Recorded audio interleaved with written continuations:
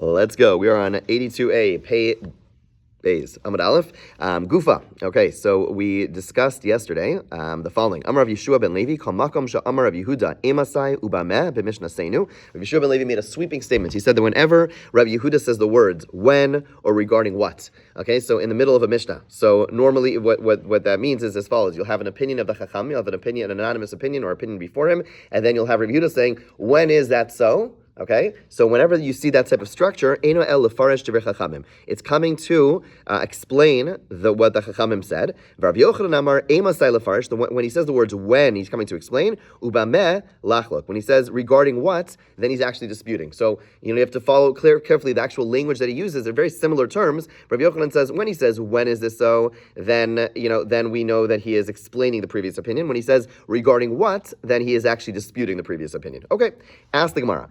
Is it so? Now everyone agrees, meaning both Rav Yochanan and Rav Yeshua ben Levi both agree that the words emasai, when, are coming to explain. That's done. We have the following Mishnah, very important Mishnah. Ve'eluhein, they're all important, but a very relevant Mishnah. Ve'eluhein apsulim. These are the ones who are disqualified from testimony. Okay, so who is able to be a kosher aid? Okay, so they're very important criteria, and this comes up anytime most notably whenever you have a ksuba. You have to sign on the documents. You need kosher aidim, right? It's very important that the person is Shomer Shabbos, etc., and what else is necessary to make it a kosher aid? Who is disqualified? Hamesachik bekuvya, someone who is, gamblers, that's right, someone who plays with dice. Umalva baribis, someone who lends with interest. Umafricha yonim, someone who races with doves, another form of gambling. Vesochre shvius, and people who sell food during shvius. So the bottom line is, then Amar Rav Yehuda comes along and says, Emasai, when is a dice player disqualified? Bisman she'eno umanus elahi, when he has no other job. Aval yeshlo umanus imanos shalohi. Okay, if he has a different job, how is that kosher? Then it's acceptable. Okay, so we'll come back and analyze this in a moment, and in practical halacha, apply this to practical halacha. But the bottom line is, Yehuda comes along and seemingly qualifies, right? He qualifies the earlier statement. He says, when is a gambler disqualified? Only when this is their profession. They're professional gamblers. They're people who this is their job. This is their livelihood. Then they're not accepted. But if they have another job, it's okay. We'll have to understand why as well. It refers to dice players. So if a guy is at the track all the Same time. halacha. First of all, so dove raisers as well. It's any form of gambling. If they are a professional gambler, Yehuda disqualifies it. But then V'tanya la b'braisa, the braisa says, V'chachamim omrim bein she'en lo manos elahi uvein sheyesh lo manos shalohi hariz apostle. Okay, so you see, a braisa comes along and says that the chachamim say that whether or not he has another profession, he's still invalid. Okay, so let's put all these two things together. We have a Mishnah where it says your a gambler is invalid. Rabbi Yehuda says, Emasai, when is this so? And what do we say? Emasai is arguing or not arguing? We say Emasai is not arguing, right? According to these two opinions. And yet we have another Brisa which clearly has a dissenting view. So presumably the Tana Kama in that Mishnah and this Brisa are the same thing. We're going to link them together. And it seems that Rabbi Yehuda is arguing because we now are assuming that the Brisa's view, which says whether or not he has another job, is the same as the Tana Kama in the Mishnah. And Rabbi Yehuda comes along and says it's only limited to someone who they're only professional, they're a professional gambler. But that means that the Chachamim are saying whether you're a professional gambler or you just gamble on the side, you're going to be invalid. So you see, there is machlokas. So Gemara says no, that's not a problem. Mihid Rabbi Yehuda Amar Rav Tarfon. That opinion of the Chachamim is the opinion of Rabbi Yehuda in the name of Rav Tarfon. The Tanya Tan and a Brisa. Amar, meaning the Brisa is not the same Chachamim as the Brisa that said that a gambler who is not professional, a person who gambles on the side is invalid, is not the same view as the Tana Kama in our Mishnah. And what is that view of Rabbi Yehuda Amar Tarfon? Rabbi Yehuda Amar Tarfon, La'olam ein echem mehem nazir, lefi she'ein niziros el lafla. Okay, so they are not a nazir because the statement is not made in a clear fashion. So what this means is as follows. You have two people, weird people. They're sitting around. You'll see what I mean, why I'm calling them weird in a second. They're sitting around, and they see a guy coming, and he has long hair. And so one of them says, that guy's a nazir. The other one says, no, he's not. He just has long hair. And so back and forth. So what do? They're a little silly, okay? And one of them says, if that guy is a Nazir, then I'm going to become a Nazir myself. The other one says, if he's not a Nazir, I'm going to become a Nazir myself. In other words, they're showing how confident they are in their view, and they basically both accept their Nazirus in a conditional fashion, okay? The Mishnah so says, Rabbi Yehuda, name of Tarfon, neither of them are Nazir. Because Nazir, the term that's used, this week's parsha, the term that's used to discuss how you become a Nazir, the term is hafla. Hafla means you need to have clarity, and over here there's lack of clarity. It's being done in an ambiguous fashion, right? Because it's a contingent fashion. I'm not saying I am a Nazir, blah blah blah, but rather I'm making contingent on something which is not known. So Alma, what do we see from here? Kevan demisapkali Nazir lo Nazirhu lo mishabe nafshe. When a person is not sure if they're a Nazir or not, then they don't really obligate themselves. In other words, a statement like this, the reason it doesn't work is not just because the statement is unclear, it's because it's clear from the statements that they are not fully committed. Right? That they're basically Rabbi Yehuda in the name of Rabbi Tarfon is saying they're not fully committed. Hachanami here too, kevan lo yada kani ilokani, since a person doesn't know if they're going to win or not, there's a doubt. Lo gamar amakna, therefore when they give over the money to their opponents, they didn't really give it over willfully. In other words, okay, I know that sound like they're not connected so well, but the idea is as follows. What Rabbi Yehuda, the name of Tarfon, is introducing is this concept that a person could say something or even do something which seems like it's definitive, but since we could ascertain, we could understand that there is something lacking in their commitment, so therefore we don't see it as an act. So similar, when I say, I'm a Nazir, if this guy's not a Nazir, they sound like they're making a definitive statement, but they're not, because since we know they're not sure, it's not a definitive statement. Similarly, when I say, okay, I'm going to bet on my team, you're going to bet on your team, we're going to, and in that case, I'm not, even though I say, and if I lose, I'm going to give you the money. But we know the person hopes to win, expects to win. Why else would you gamble? Obviously, you think in your mind you're going to win. And the fact that you end up paying the money, you didn't actually give the money. So what you actually did is when the person who receives the winnings stole. They stole because the person never really wanted to give over their money. So does that mean that I don't really owe him the cup of coffee? I have no idea what you're talking about, but sure. Okay. You made a bet on the Knicks? On the Knicks. Okay. Probably you might be stealing. Okay, I'm serious. So like this is very important. So So bottom line is let's just quickly figure the Gemara and then we'll talk practically. So talk practical halacha. So bottom line is the Gemara is telling us that that there's really three opinions. There's really two opinions. The Mishnah, which said that a gambler is invalid, and Yehuda said Amasai. Those two Tanaim are actually agreeing because Amasai means they're agreeing. There's another Tana, which is Yehuda, the name of a Tarfon, who says that whether or not it's their main profession, they're going to be invalid. Now the question is, who do you paskin like? The Spartan paskin that whether a person gambles professionally or not, completely invalid as a witness. Okay, very important. Sometimes this comes up. Sometimes I always turn to the witnesses before signing like subas, whatever it is. Like, are you a valid witness? Well, I'm not a relative, and I'm sure Shabbos. Good, but there's a couple of other things. So first of all, if you're Sephardi, I'm not Sephardi, and I usually don't do Sephardi weddings, but if we would, then they'd be invalid even if they just do any gambling on the side. Okay, for Ashkenazim, two things. One, they can't be a professional gambler. If that is their profession, that's what they do full time, they're not good. Now, they're not a good witness. Why? The Gemara in where's the Gemara? I don't remember now. Okay, I think Sanhedrin and somewhere else, whatever it is. Anyway, it says that they are not Enomi Yeshuva Shel Olam. Every profession contributes to society. Every profession, whatever it is, doesn't feel you don't have to be a fireman or a police officer or a EMT to contribute to profession. Every job you have, every person here was doing something or is doing something which contributes in some way to the development of society. Okay, we can be cynical and make jokes about lawyers and stuff like that, but the point is that at the end of the day, we're all contributing to a healthy society. What is gambling doing? It doesn't help. It doesn't contribute in any way to society. It doesn't build up. It doesn't help anyone, right? It's something which is Einom Yeshiva Shalom. This person is not trustworthy because they are not really doing something which is a healthy, contributing member of society, and that is someone we can't trust. They lose their credibility because that is their entire lifestyle. Whereas someone who does this on the side, okay, they're a lawyer during the day and night, they go and they'll play some cards, whatever it is, that's not going to invalidate them as a witness. That's one level, okay? That's whether job or not. But even if it's not your job, there is still an important distinction that has to be made.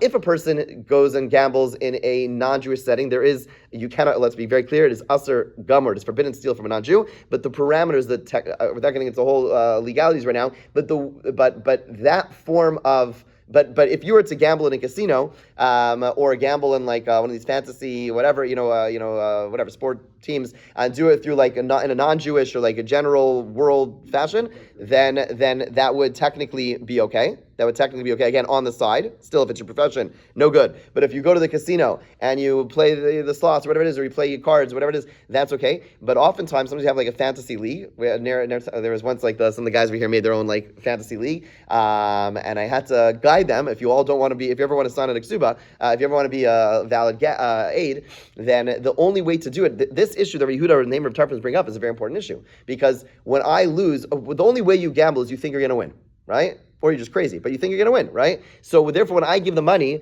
I never really committed the money. I'm giving it begrudgingly, right? If you give something begrudgingly, you're not really giving it, right? It's and therefore, the way to do it, to avoid this, is actually to give the money first. You want to give the money first. So basically, if you have a fantasy league, what you want to do is everyone give the money to one person, hold on to the money, then I've already given up on the money, right? The fact that I've given that money over beforehand, then I've already, that's enough of an act to say, like, I recognize I'm not going to win this money, and in that case, it's going to be okay. But if I have to give the money afterwards, I'm upset. I don't really want to do so, and it actually would, according to some, would be a form of stealing. So do I don't know. You probably shouldn't give him the coffee. I think Speed will be my call. Okay. We'll go to Shomrei because it's free. That's right. It's good. Okay. Okay. So the reason we don't have a coffee machine, A, is expensive, and B, if we would, then people would come during davening and start drinking like Milshman Esrei. It's bizarre. Okay. For another time. Nobody is. It's weird. Anyway. Okay. Nu Behadranalach Chalon. Hadr Chalon. Sorry? Trust me, we're on the same page on this one. Okay. Fine. New parak. How does a person make a communal Eruv Tchumen? We're starting new parak, 82A4. How does a person make communal Eruv Tchumen? So let's say you want to do so in an easy way. You want to set things up. Okay, again, Eruv Tchumen means I have to set something up about within 2,000 amos of my city so people can go in that direction. And I know that there is like some event that everyone's going to be traveling to the next city over. So I want to help everyone out. So I take this big barrel of food and I bring it to that place. Why should everyone have to go and schlep by themselves? I bring it to that place. Okay, and I bring this big barrel of food to the Erev site, and I say, this should be for everyone in my city. Anyone who wants to go to the house in the morning, or to the wedding, in other words, there's a wedding in another city, or there's a Shiva house in another city, okay? And then I put the barrel there, I say, it's for anyone who wants to do so. Bless you. Anyone who accepts to have his Shabbos dwelling at the side of the Erev while it's still day is permitted. If they accept upon themselves after dark that this is their food, no good. Because you don't make an Eruv after dark. Okay, says Rav Yosef. I'm Rav Yosef. I'm Arvin Eladvar mitzvah. You are only allowed to make Erev Tchumen for the purpose of a mitzvah, something which has some mitzvah element. My Kamash Blantanina. So Gemara asks, why does Rav Yosef, the Amora, have to say this? It says in our Mishnah,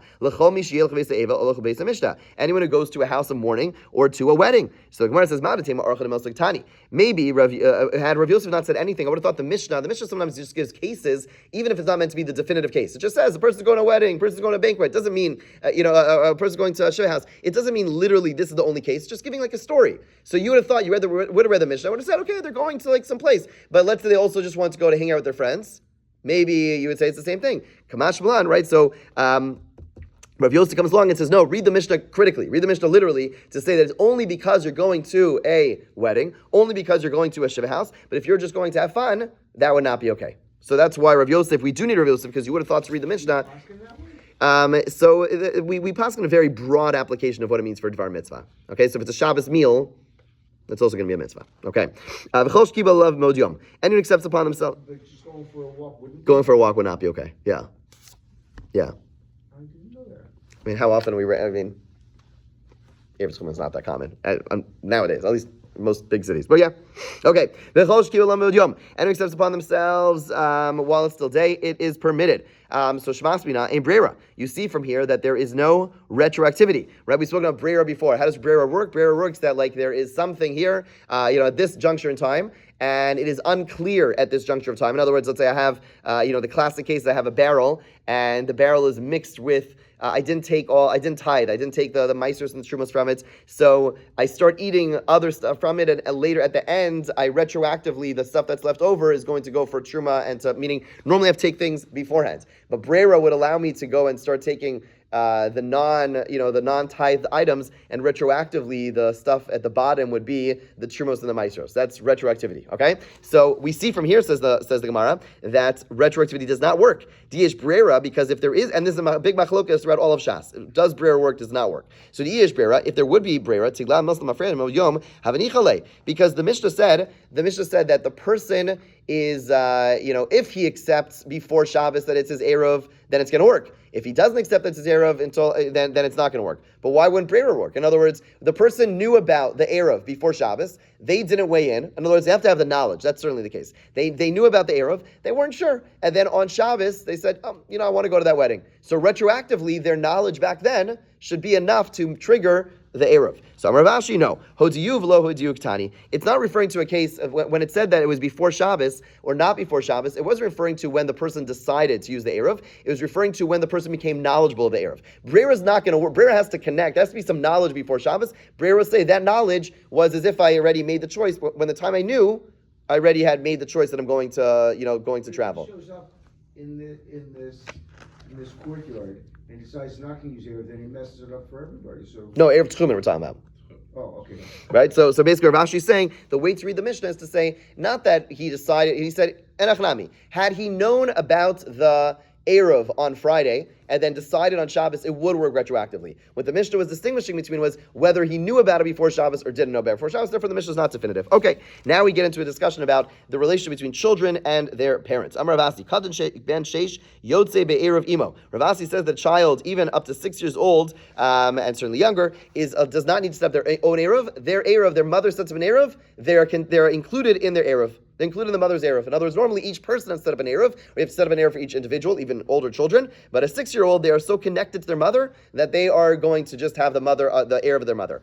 Meisvei, the Gemara asks a question from Brisa, Katan shetzarach imo yotzev Eruv imo. A child who needs his mother, then the Eruv of his mother is enough for him. V'she'ein tzarach imo ein yotzev Eruv imo. Or if the child does not need their mother, then the Eruv of the mother does not help for this child. Now, it doesn't say what age needs their mother. So what is the age of needs their mother? So to answer this question, we're going to look at another Mishnah where this is answered. Utnanami gabi sukkah ki agavna. Okay, so regarding the laws of sukkah, we learned the following. Katan she'ein tzarach li'imo chai b'sukkah. So there's a halacha of chinuch. In other words, the mitzvah called chinuch. We have to educate children to do mitzvahs. Okay, so there's always, for each mitzvah, is going to be a different age. Tefillin, it's like right at the time you become bar mitzvah. But other things, it starts much younger. Okay, so when it comes to the law of sukkah, what age is a child obligated to be in the sukkah? And the Mishnah says, Katan she'ein tzarach li'imo chai b'sukkah. A child who has no need of his mother is obligated for chinuch to be in the sukkah. The avinaba, we asked over there, ve'ezeu katan she'ein tzarach li'imo. What there we asked, what is the definition of that age? So Amri Dvei Rav Yana says, in the base of Rav Yana it said, Kol shenifna ve'en ima mekanachno. Anyone who is able to go to the bathroom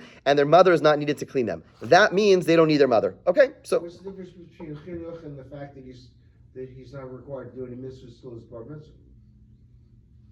So the two, meaning correct. We are the mitzvah.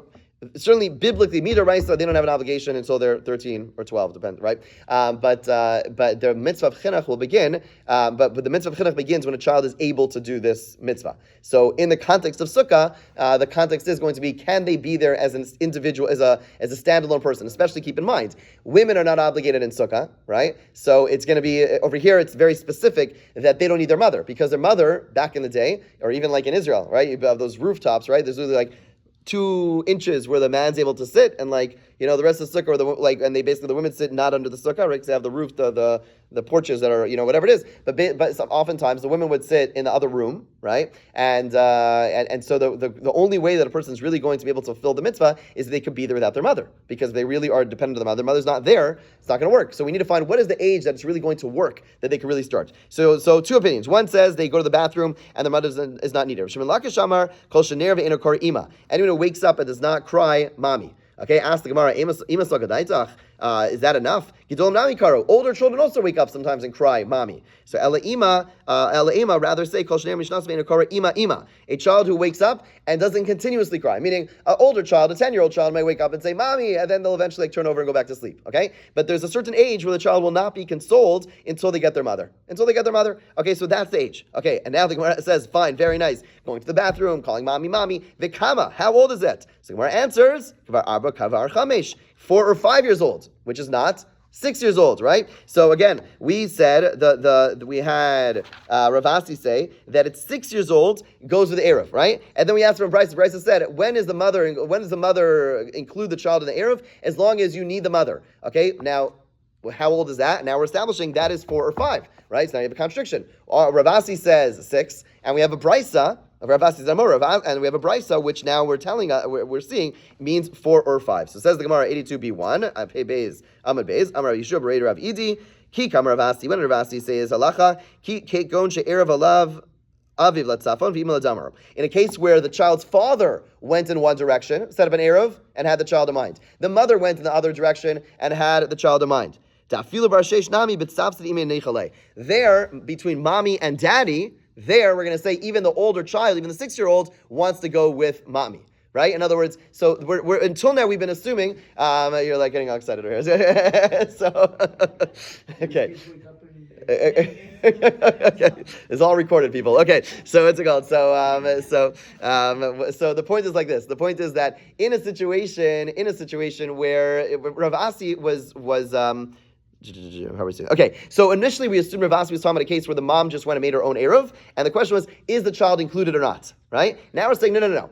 We're not talking about a case where the mom made her own eruv. We're talking about a case where the mother made an eruv with the child in mind. The father made the eruv with the child in mind, and now the question is, which one does the child want to go with? Which one is included? So that we say the mother is going to trump the father, and that is up to 6 years old. Okay, ask the Gemara, Meisvei, Katan Shrach Imo Yotzim eruv Imo Ad Ben Sheish. But now we have an explicit brisa, which says not like this. The brisa says that a minor who needs their mother, then they're able to go out even until the 6th year. Here it says very clearly that it's not about the situation we just suggested above, that whether or not the